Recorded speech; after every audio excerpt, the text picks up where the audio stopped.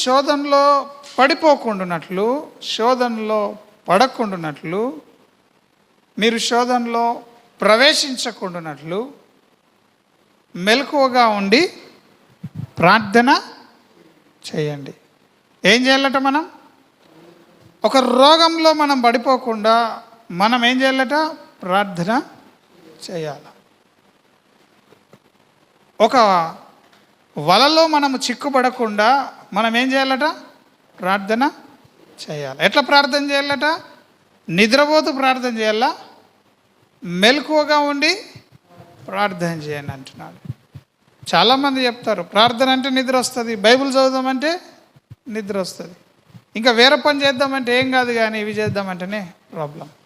కాబట్టి ఇప్పటిదాకా విన్నట్టుగా మనం మంత్రశక్తులను, దురాత్మ కార్యములను ఎందుకు ఆశ్రయిస్తున్నామంటే కేవలము మన జీవితంలో ఈ ప్రార్థన అనేది లేదు. ఏం లేదు? ప్రార్థన అనేది లేదు, ప్రేయర్ అనేది లేదు. హల్లెలూయా. నీవు ప్రార్థన చేస్తే దేవుడు అంటున్నాడు, నాకు మొర్ర పెట్టుము, నేను నీకు ఉత్తరము ఇస్తాను. అయ్యా నేను బోరేద్దాం అనుకున్నా, నీళ్లు పడతాయా లేవా, నువ్వు ప్రార్థన చేస్తే దేవుడు ఏం చేస్తాడు? ఉత్తరము ఇస్తాడు. ఇస్తాడయ్యాడా? సో మనం ప్రార్థించకుండా మనం ఏం చేస్తున్నామంటే మంత్రశక్తులను, చేతబడులను, ఏదో భవిష్యత్తు చెప్పే వాళ్ళ దగ్గరకు కూర్చుంటున్నాం. కానీ అవన్నీ దురాత్మలు, అవి నిన్ను మోసము చేస్తవి. హల్లెలూయా. ఇప్పుడు చెప్పండి మళ్ళొకసారి, ఈ సంఘము శోధనలో పడిపోకుండానట్లు, శోధనలోకి ప్రవేశించకుండానట్లు మెలకువగా ఉండి ప్రార్థన చేయాలి. ప్రార్థన చేస్తే దేవుని సన్నిధిలో ఉంటాం, ప్రార్థన మానేస్తే దయ్యం యొక్క రాజ్యంలో ఉంటాం. హల్లెలూయా. సింపుల్.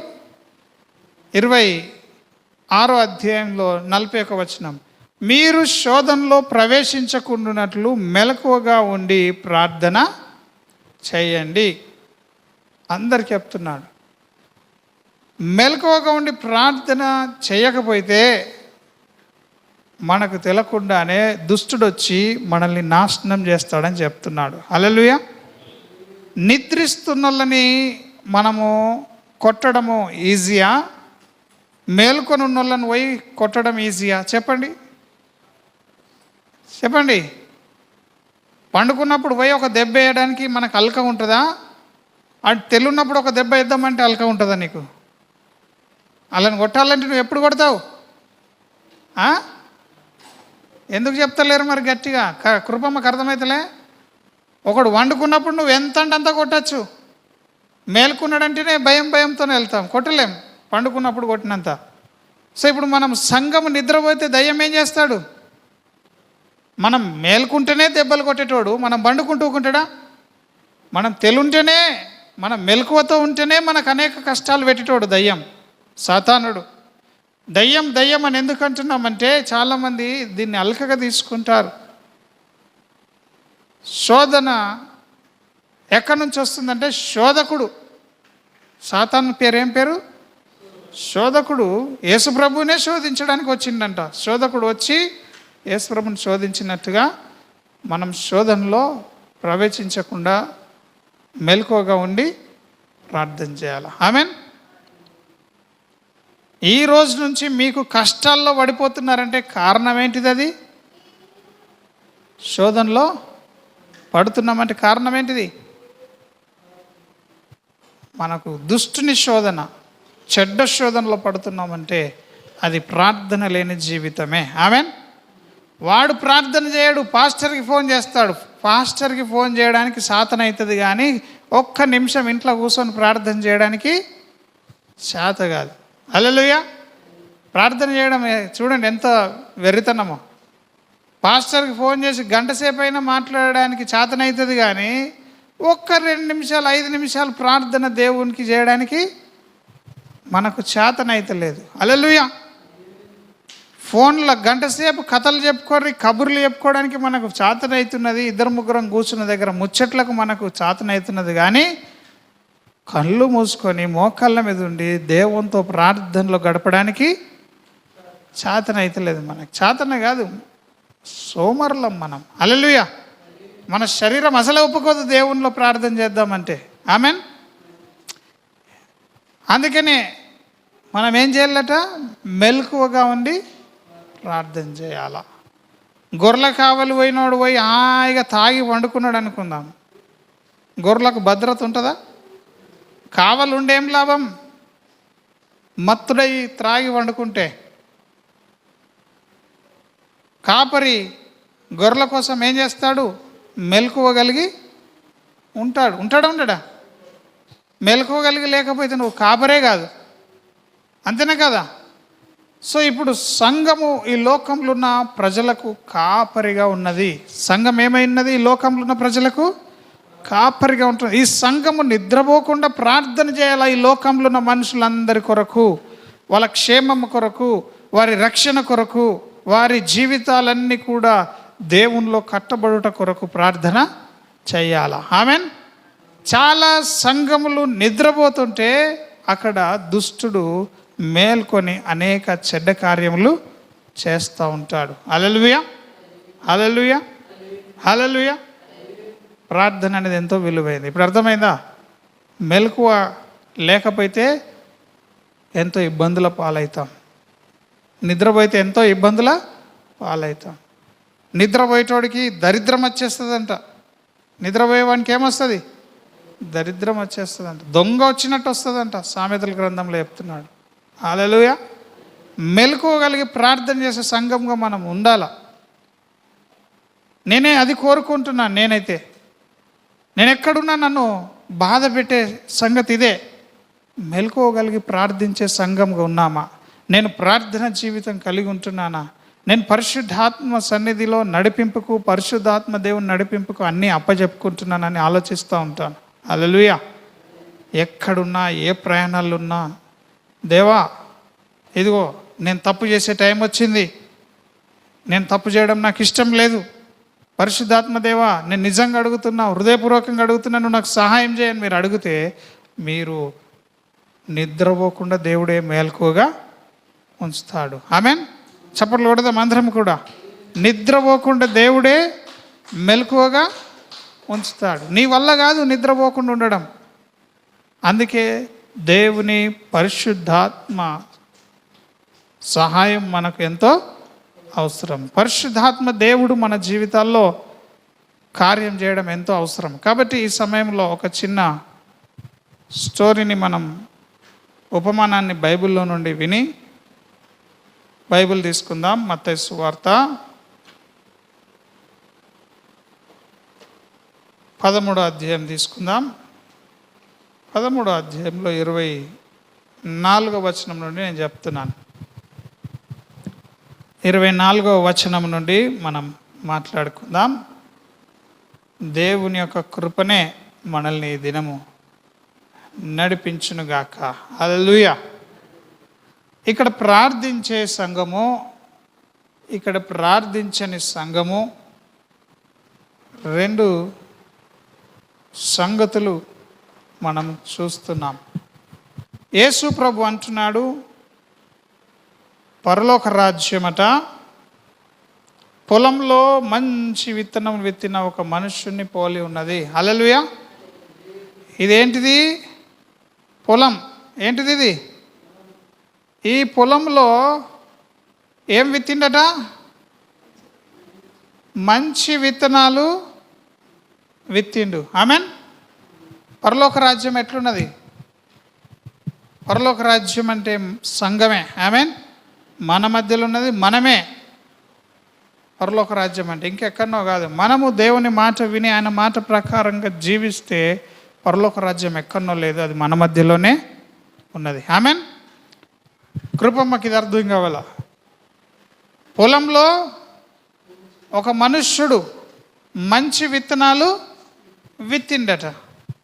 విత్తిన తర్వాత మనుష్యులు నిద్రిస్తున్నారు. ఆమెన్.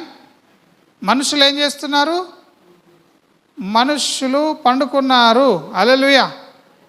మనుష్యులు పండుకున్నారు, నిద్రపోయారు. మనుషులు ఏమయ్యారు? విత్తనాలు విత్తిరు, మంచి విత్తనాలు మనుషుడు. తర్వాత మనుషులందరూ నిద్రపోయారు. ఆ రాత్రి అయింది. రాత్రి అయితే ఊర్లో అందరూ వండుకుంటారు కదా. ఆ విధంగా అందరు పండుకున్నారట. మనుషులంతా విత్తనాలు విత్తుడైపోయినాయి. ఇక్కడ అందరు వండుకున్నారంటే దాని అర్థమైంది రాత్రి. ఈ రాత్రికాల సమయంలో మనుషులందరూ పండుకుంటే దేవుని బిడ్డలు మాత్రం మేలుకొని ఉండాలా. హల్లెలూయా. ఎందుకంటే ఈ చీకట్లో దేవుని బిడ్డలకు వెలుగు వచ్చినది. హల్లెలూయా. వెలుగు ప్రకాశిస్తుంది వాళ్ళ మీద. కాబట్టి వాళ్ళు వెలుగు సంబంధులు, కాబట్టి వారి మీద దేవుడు ఉదయిస్తాడు. కాబట్టి వారు మేలుకొని ఉండాల. అయితే ఇక్కడ ఆ విధంగా చెప్పట్లే. మంచి విత్తనాలు విత్తినారు, కానీ అందరు పండుకున్న సమయంలో ఏం చేసిండంట దుష్టుడు? చెప్పండి, దుష్టుడు ఏం చేసిండట?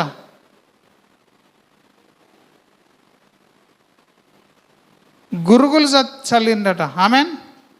గడ్డి విత్తనాలు, పచ్చి గడ్డి విత్తనాలు చల్లిండి అన్నట్టు. అంటే గురుగులు, మనం గడ్డి అని అంటాం కదా, గురుగులు చల్లినాడు. ఈయననేమో మంచి విత్తనములు చల్లినాడు. దుష్టుడు వచ్చి ఏం చల్లినాడు? గురుగులు చల్లినాడు. మరి ఈ సేవకుడు ఎప్పుడు మంచి విత్తనాలు చల్లుతున్నాడు? మెలకుగా ఉన్నప్పుడు, పగలు చల్లుతూ ఉన్నాడు. దుష్టుడు ఎప్పుడొచ్చి గురుగులు చల్లుతూ ఉన్నాడు? రాత్రిలో వస్తున్నాడు. దొంగ అందరు నిద్రిస్తున్నప్పుడు ఎవడొస్తున్నాడు? దుర్మార్గుడు వస్తూ ఉన్నాడు, దుష్టుడు వస్తూ ఉన్నాడు, సాతానుడు వచ్చి ఏం చేస్తున్నాడు? గురుగులు చల్లినాడు. ఆమెన్. ఎంతమందికి అర్థమవుతుంది? సంఘము ప్రార్థించినప్పుడు మంచి విత్తనాలు వేస్తారు. సంఘము నిద్రపోయిన సమయంలో వీళ్ళు విత్తకపోయినా ఏమొచ్చేస్తాయి? వాళ్ళ పంటలోనికి గురుగులు వస్తాయి. ఏంటి అవి? గురుగులు. దేవుడు ఏం విత్తుతున్నాడు? గోధుమలు విత్తుతున్నాడు. దయ్యం ఏం విత్తుతున్నది? గురుగులు విత్తుతూ ఉన్నది. ఆమెన్. ఈ యొక్క పొలం అంటే నీ హృదయమే. ఆమెన్.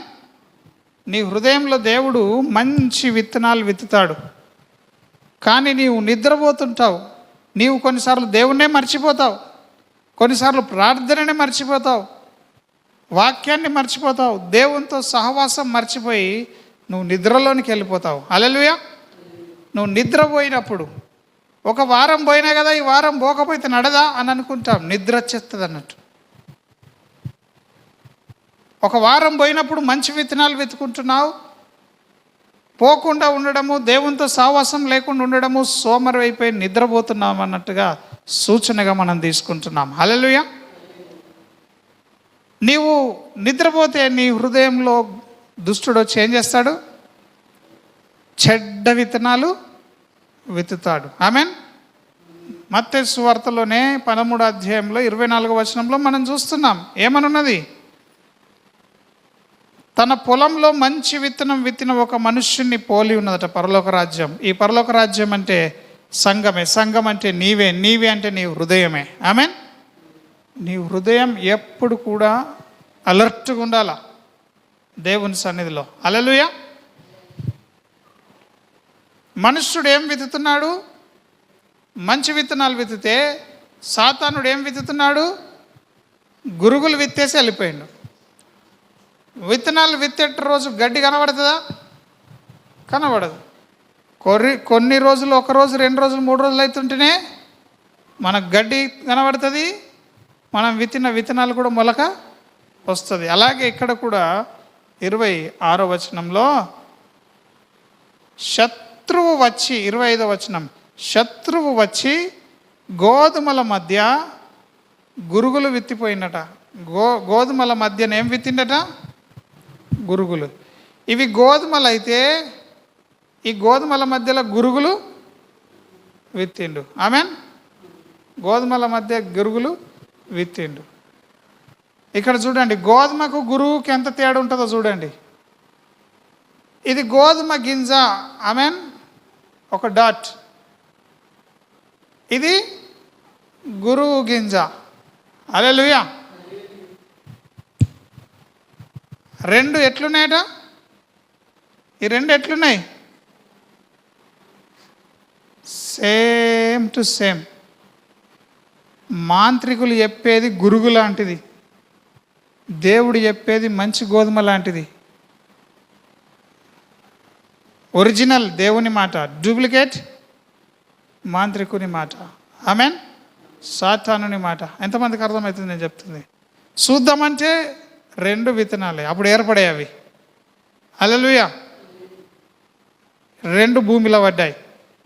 సంఘము ప్రార్థించే సంఘంగా ఉండకపోతే ఈ సంఘం అనే పొలంలో కూడా దుష్టుడు ఏం చేస్తాడు? గురుగులు విత్తేసి వెళ్ళిపోతాడు. కొందరు మంచిగా దేవుని ప్రార్థిస్తే ఇంకా కొందరు నువ్వే నీతిమంతుడు అని గురువు లెక్క తయారవుతారు. గొడవలు చేసేటోళ్ళు తయారవుతారు, కయ్యాలు పెట్టేటోళ్ళు తయారవుతారు. గురుగులు, దయ్యము కూడా గురుగులను విత్తుకుని పోతుంది. కాబట్టి మనం ఏం చేయాలంటే దుష్టునికి అవకాశము ఇవ్వద్దు. అంటే ప్రార్థన జీవితం కలిగి ఉండాలా? హల్లెలూయా. శోధనలు ఎవడు పడతాడు? ప్రార్థన లేనోడు శోధనలో ప్రవేశిస్తాడు. మళ్ళీ ఎన్నడు బయటకు వస్తాడో తెలియదు. శోధనలో పడిపోతాడు. ప్రార్థన ఉండాలా. ఆమెన్. ఇప్పుడు ఈ పని వాళ్ళు వచ్చేసి గాబరపడుతున్నారు. 26వ అధ్యాయం వచనంలో, మొలకలు పెరిగి గింజ పట్టినప్పుడు గురుగులు కూడా అగుపడ్డాయి. గోధుమలతో పాటు ఏం అగుపడ్డాయి? గురుగులు కూడా పెరుగుతున్నాయి. అంత సంఘంలో మంచోళ్ళతో పాటు షెడ్డోళ్ళు కూడా, వీడు మంచోడు వీడు షెడ్డోడు అని ఏర్పాటుకి రాడు. ఆమెన్. ఎప్పుడు తెలిసొస్తారో తెలుసా? మంచోడెవడో షెడ్డోడెవడో ఉపవాస ప్రార్థన పెడితే తెలిసొస్తారు. ఎవడొస్తున్నాడు ఎవడొస్తలేడు. గురుగులు ఎవరో గోధుమలు ఎవరో తెలిసిపోతుందా లేదా? దేవుడు పరీక్షిస్తాడు. ఇంకేమంటున్నాడు అక్కడ? అప్పుడు ఇంటి యజమానుని దాసులు అతని యొద్దకు వచ్చి, అయ్యా, నీవు నీ పొలంలో మంచి విత్తనం విత్తితివి కదా, అందులో గురుగులు ఎక్కడి నుండి వచ్చినాయని అడుగుతున్నారు. పనులు ఏం అడుగుతున్నారు? యేసయ్యా, నువ్వైతే సంఘంలో అందరినీ మంచోళ్ళనే వేయమని ప్రార్థన చేస్తే అన్ని మంచి ఎత్తివి కదా, మళ్ళీ వీళ్ళు ఎక్కడి నుంచి తయారయ్యారు అని అడుగుతున్నారు. హల్లెలూయా. చూడండి, యేసు ప్రభు తెలిసి కూడా మనం మాంత్రికుల దగ్గరికి పోతున్నామంటే వీళ్ళు గురుగులే. ఈ దినం నుండి ఆ కార్యం మానుకొని గురుగులు కూడా గోధుమలు కావాలా. గురుగులు కూడా ఏం కావాలా? గోధుమలుగా దేవుని సన్నిధిలో మార్పు చెందే సమయం ఈ కాలం. ఆమెన్. అందుకే దేవుడు స్పష్టంగా మీతో మాట్లాడుతున్నాడు, నాతో మాట్లాడుతున్నాడు. ఆ పని వాళ్ళు ఆగమైపోయినారు. అయ్యా, మనమైతే గోధుమల విత్తినాం, కానీ ఇప్పుడు గోధుమలతో పాటు ఏం పెరిగినాయి? గురుగులు కూడా పెరిగినాయి.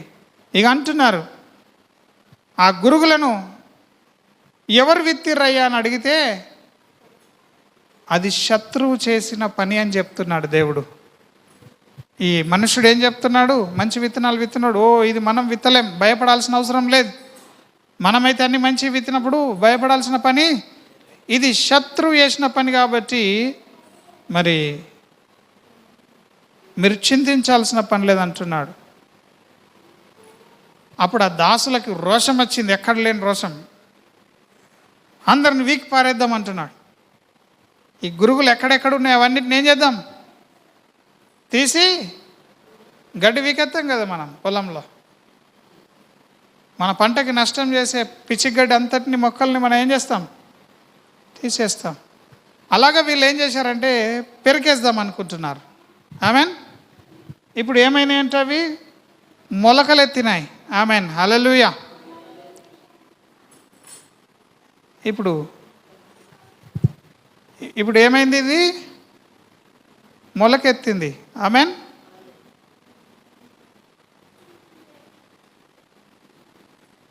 ఇది గోధుమ. ఇదేంటిది? ఇక్కడదేంటిది? ఇది మొలకెత్తింది. ఇది ఆమెన్. సేమ్ టు సేమ్ అది కూడా ఏమైంది? అది కూడా ఏమైందబ్బా? ఈ రెండు కూడా ఎట్లున్నాయట? సేమ్ ఉన్నాయి. ఇప్పుడు దేవుడు ఆ సేవకులు, ఆ దాసులకు వెళ్ళండి గురుగులన్నీ వీకేయండి అన్నాడు అనుకుందాం. గురుగులు వీకేయండి అంటే, గురుగులు వీకేద్దామంటుంటే ఇప్పుడంటే గురుగులు మనం పెట్టిన విత్తనాల కంటే గురుగులు ఇంకా మరి పీకేస్తూ ఉంటే వాటి పక్కకున్న గోధుమ చెట్లు కూడా ఏమవుతాయి? ఖరాబ్ అయిపోతాయి. ఆమెన్.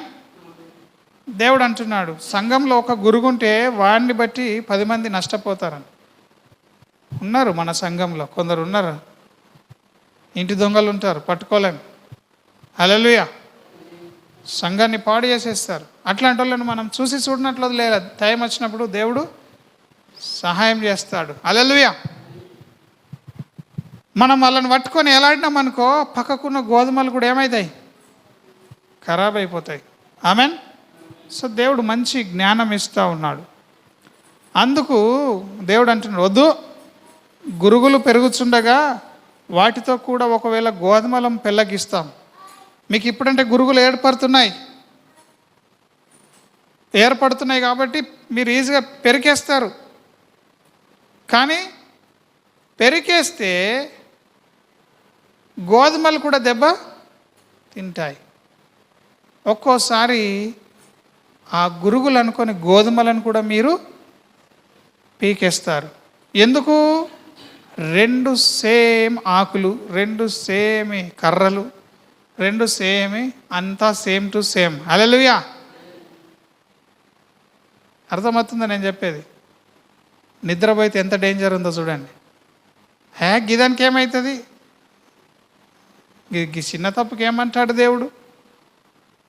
అందరు అంటుర్రు కదా, చేద్దాం పోను, కాంప్రమైజ్ అవుతాం మనం. బాప్టిజం కొరకు 100 మందికి నువ్వు చెప్పు, అన్నా నేను బాప్టిజం తీసుకోవాలనుకుంటున్నాను.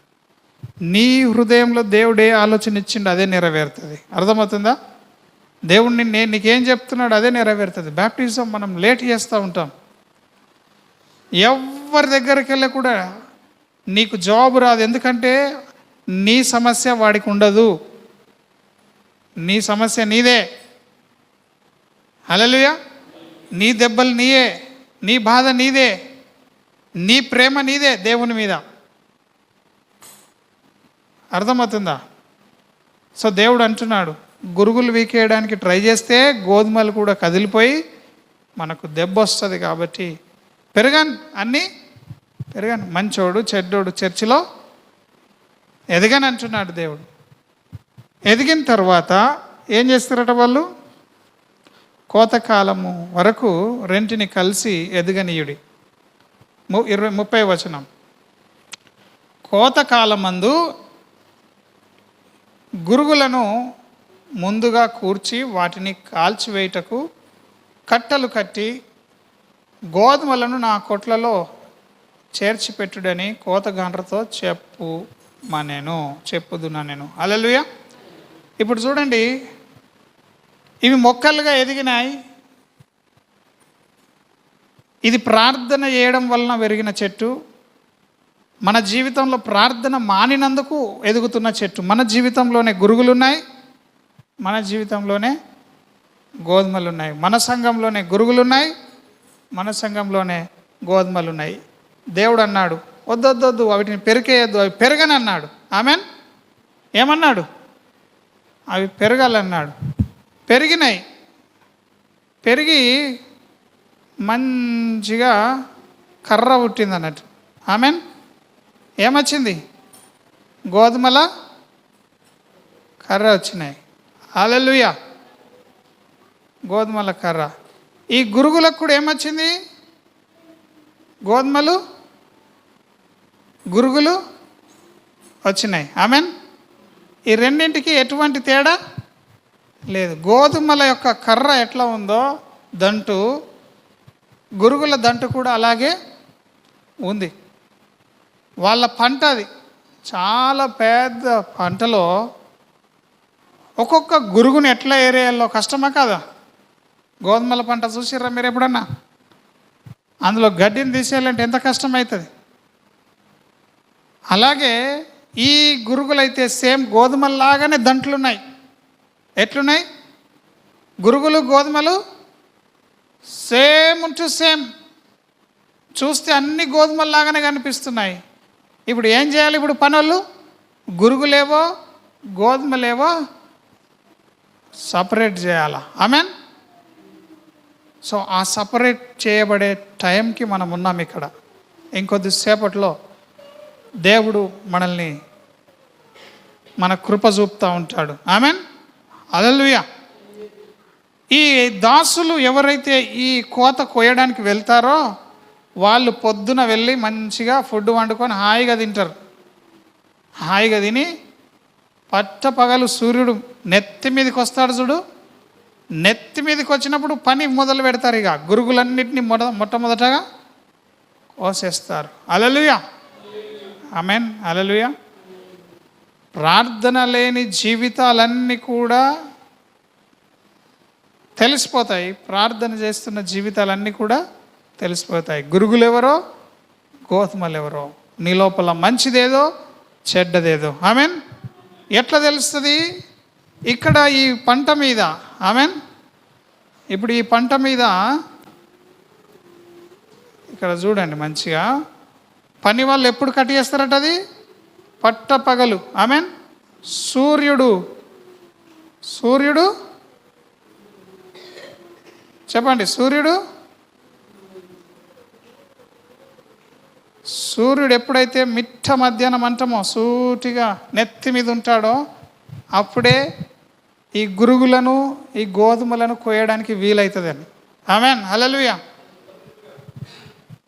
మన జీవితంలో గురుగులు ఉన్నాయి, మన సంఘంలో గురుగులు ఉన్నాయి, మన జీవితంలో నిద్ర ఉంది, సంఘంలో నిద్రపోయేతనం ఉంది. అది మనకు తెలవాలంటే మన మీదకి ఎవరు రావాలా? దేవుని వెలుగు రావాలా? ఆమేన్. మన మీదకి దేవుని వెలుగొస్తే నీ లోపల ఏం చెడ్డదుందో తెలుస్తుంది. మరి ఇక్కడ దేవుడు గురుగులకి గోధుమలకి పోలుస్తూ ఉన్నాడు. సంఘంలో, దేవుని రాజ్యంలో ఇట్లాంటి సంగతులు జరుగుతున్నాయి. హల్లెలూయా. నీ జీవితంలో కూడా ఈ ఎండ కొట్టినప్పుడు ఏమవుతుంది అని అంటే, చాలా జాగ్రత్తగా వినండి. ఈ ఎండ వచ్చినప్పుడు ఇది మంచి గోధుమ అనుకుందాం. ఇదేంటిది? మంచి గోధుమ పంట. ఆమెన్. దీని కర్రలు ఉంటాయి కదా, గోధుమలు ఉన్న కర్రలు, ఇవి ఎట్లా ఉన్నాయి?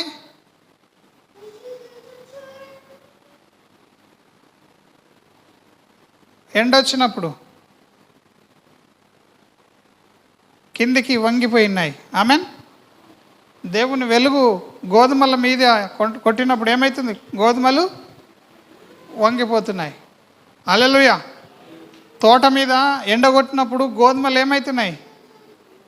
ఎర్రటెండల గోధుమలు ఎట్లుంటాయి చూసిర్రా? ఎన్నడూ చూడలేరా? మొత్తం వంగి కర్రలన్నీ ఉంటాయి. హల్లెలూయా. ఈ ఎర్రటెండలో గురుగులు ఎట్లుంటాయి? గురుగులు ఇట్లా ఉంటాయి అన్నట్టు. గురుగులు ఇట్లా ఎంత ఎండ కొడితే అంత నిష్టగా పైకే ఉంటాయి. ఆమెన్. ఇవేమో అంగిపోతాయి, గురుగులేమో చెప్పండి, గురుగులు సూటిగా చూస్తాయి అన్నట్టు. అప్పుడు వెంటనే దాసులు ఈ గురుగులను ఏం చేస్తారు? ముందుగా ఏదైతే ఎర్రటెండలో కూడా నిట్టగా నిలవన్నదో కళ్ళు మూసుకొని కట్ చేసేస్తారు. దీన్ని, ఇది పనికిరాదు, ఇది పనికిరాదు, ఇది పనికిరాదని. ఆమెన్. హల్లెలూయా. ఎంతమందికి అర్థమవుతుంది మాట? ఏదైతే వంగిపోయిందో దాన్ని వదిలేస్తారు, ఏదైతే నిటారుగా నిలబడుతుందో దాన్ని ఏం చేస్తారు? కట్ చేసి అగ్గిలేసి కాల్చేస్తారు. ఆమెన్. హల్లెలూయా. దేవుని వెలుగు వచ్చినప్పుడు గోధుమలు లాంటి వాళ్ళు తగ్గించుకుంటారు. వంగిపోవడం అంటే ఏంది? తగ్గించుకుంటారు. అయ్యా నేను నువ్వే గొప్పవాడు అని తగ్గించుకుంటారు. ఈ గురుగులు అంటాడు, అయ్యా నేను మంచోని అని అంటాడు అన్నట్టు. వెలుగు వచ్చినప్పుడు నేను అంత మంచిగా నున్నాను నిలబడతాడు. హల్లెలూయా. ఈ ప్రార్థన జీవితం ఉండదు, ఏముండదు. దేవుని వెలుగు వచ్చేదాకా దొంగ ఎవడో తెలియదు. అందుకే సంఘంలో ఏముండాలా? దేవుని వెలుగు ఉండాలా. సూర్యుడు ఈ సంఘంలో ఏం కావాలా? నీతి సూర్యుడు అనే యేసుక్రీస్తు ఇక్కడ ప్రకాశించాలా. ఆమెన్. నిద్రపోయే సంఘములో అది రాత్రిని సూచిస్తున్నది, ప్రార్థించే సంఘము అది పగటిని సూచిస్తున్నది. ఆమెన్. పగలున్నప్పుడు సూర్యుడు ఉంటాడు కాబట్టి వాళ్ళు ఏం చేస్తారు? ప్రార్థిస్తారు. ఆ సూర్యుని వెలుగు వారి మీద పడుతుంది. అప్పుడు వాళ్ళకి ఏమేమి గురుగుల్లాగా ఉన్నాయో ఇవన్నీ మార్చుకొని వాళ్ళు గురుగులుగా ఉన్న వాళ్ళు గోధుమల్లాగా మారిపోతారు. హల్లెలూయా. అప్పుడు పంట దుష్టుడు గురుగులే విత్తినప్పటికీ అవి గోధుమలుగా మారిపోయినాయి కాబట్టి ఇప్పుడు డబుల్ పంట వస్తుంది. వీళ్ళు 100 విత్తనాలే విత్తినారు, దుష్టుడు వచ్చి ఇంకొక 100 విత్తనాలు విత్తిండు గురుగులు. కానీ దేవుని వెలుగు వచ్చినప్పుడు ఆ సంఘంలో ఈ గురుగులు కూడా ఏమైపోతున్నాయి? గోధుమల్లాగా మారిపోతున్నాయి. ఏదైతే గురుగుగానే ఉంటుందో అదేమవుతుంది? నరకబడి కాల్చివేయబడుతున్నది. ఆమెన్. ఎంతమందికి అర్థమవుతుంది మాట? కాబట్టి ప్రార్థించకపోతే దేవుని వెలుగు మనకు ఉండదు. దేవుని వెలుగు మనకు లేకపోతే మనం ప్రమాదంలో ఉన్నట్టు లెక్క. దేవుని వెలుగు నీ మీద లేకపోతే దయ్యం నిన్ను మింగివేస్తుంది, రోగం నిన్ను చంపేస్తుంది, ఈ లోకంలో ఉన్న ప్రతి కష్టము నిన్ను బాధిస్తూ ఉంటుంది. హల్లెలూయా. దేవుని సంగతులు మన మైండ్లకు అర్థం అవ్వడం అంత ఈజీ కాదు. దేవుడు ఎవరికి అర్థం కాడు. నాకు అర్థమైనాడని ఎవడని అంటే వాడు అబద్ధికుడు, వాడు అబద్ధం చెప్తున్నాడు. దేవుడు ఎవరికన్నా అర్థమవుతున్నాడు అని అంటే ఆయన దేవుడే కాదు. హల్లెలూయా. దేవుడు ఎవరికి అర్థం కాడు. మనుషుల జ్ఞానం ఆయన ముందు దేనికి పనికిరాదు, మురికి గుడ్డ. కాబట్టి మధ్యాహ్న కాల సమయము నీవు ప్రార్థించే సంఘంలో ఉండడానికి ఇష్టపడాలా? హల్లెలూయా. ఏ సంఘంలో ఉండడానికి ఇష్టపడాలా? వెలుగున్న సంఘంలో ఉండడానికే ఇష్టపడాలి. వెలుగు ఎక్కడుంటే అక్కడికి వెళ్ళిపోవాలి అంతే. ఆడ వెలుగలేనప్పుడు అదే సంఘాన్ని పట్టుకొని ఏలాడాల్సిన పని లేదు. అదే పాస్టర్ని పట్టుకొని ఈయననే నా పాస్టర్ సచ్చిందాక ఈయననే అనడానికి అవసరం లేదు. మనకు దేవుడు అవసరం. ఎవరు అవసరం మనకి? దేవుడు ఎక్కడుంటే అక్కడికి మనం ఏం చేయాలా? పరిగెత్తాలా. ఆమెన్. మనలో ఉన్న దేవుడు, మనతో ఉన్న దేవుడు, నీలో ఉన్న దేవుడు, మనమందరము సహవాసముగా కూడుకున్నప్పుడు ఆయన వెలుగు మన మీద కుమ్మరిస్తూ ఉంటాడు. ఆ వెలుగు మన మీద ప్రకాశిస్తున్నప్పుడు ఆ వెలుగులో మనము పగటి క్రియలు చేస్తూ ఉంటాం, మంచి పనులే చేస్తూ ఉంటాం. హల్లెలూయా. సో ప్రార్థన లేకపోతే ఏది కూడా లేదు. ప్రార్థన చాలా విలువైంది. నేను నేర్చుకున్నాను కాబట్టే ఇంత తీరిగ్గా చెప్తున్నాను. అప్పుడప్పుడు నేను గురువు అయిపోతాను. అమ్మో గురువుగా ఉండొద్దు, గురువుగా ఉంటే కత్తి వచ్చేస్తుంది, కట్ చేస్తుంది, తీసుకుపోయి నేను నరకంలో అగ్నిలో వాడేస్తుంది. నేను గోధుమగా ఉండాలా, తగ్గించుకోవాలా, వంగాల దేవుని దగ్గర. ఆమెన్. ప్రతి మోకాలు, భూమి మీద ఉన్న ప్రతి మోకాలు దేవుని ఎదుట వంగుతుందని వాక్యము సెలవిచ్చినది. కాబట్టి ఈ సంఘము మంచి గోధుమలుగా ప్రార్థించే సంఘముగా ఎదగాల. హల్లెలూయా. దేవుని వాక్యాన్ని విని బలపరచబడాలా. హల్లెలూయా. సూర్యుడు రాడు అనుకోవద్దు. సూర్యుడు వస్తాడు, ఆయన చేయాల్సిన పని ఆయన చేస్తాడు, పని వాళ్ళు చేయాల్సిన పని వాళ్ళు చేస్తారు. హల్లెలూయా. ఈ దినం నుండి మనము ప్రార్థనకు రాకుండా, ఈరోజు చూడండి సంఘంలో అన్ని కుటుంబాలు రాలేరు. కారణం ఏంటిది? నిద్రపోతుంది సంఘం. రోషము కలిగి దేవుని కొరకు నిలబడట్లేదు. కాబట్టి మనల్ని మనం సిద్ధపాటు చేసుకుందాం. మనము శోధనలో ప్రవేశించకుండానట్లు మెలకువగా ఉండి ప్రార్థన చేద్దాం. మెలకువగా ఉంటే దుష్టుడు వచ్చి విత్తనాలు విత్తుతుంటే ఊరుకుంటావా నీవు? ఏయ్ ఎట్లా వచ్చినావు అంటావు. రాత్రి కూడా నువ్వు కావాలంటే ఏం చేస్తావు? ఎట్లా వచ్చినావు అని అంటావు. ఆమెన్. కాబట్టి ఈ సమయంలో మనం దేవుని నామాన్ని హెచ్చించుదాం, ఘనపరచుదాం, భయపడదాం. పండుకునే క్రైస్తవులాగా ఉండకుండా, సోమరులుగా ఉండకుండా ప్రభు నామమును మనం ప్రార్థన చేద్దాం. ఆమెన్. మెలుకోగలిగిన సంఘంగా మనం ఉందాం. దేవుడు ఈ మాటల్ని మన మేలు నిమిత్తమై దీవించునుగాక. ఆమెన్.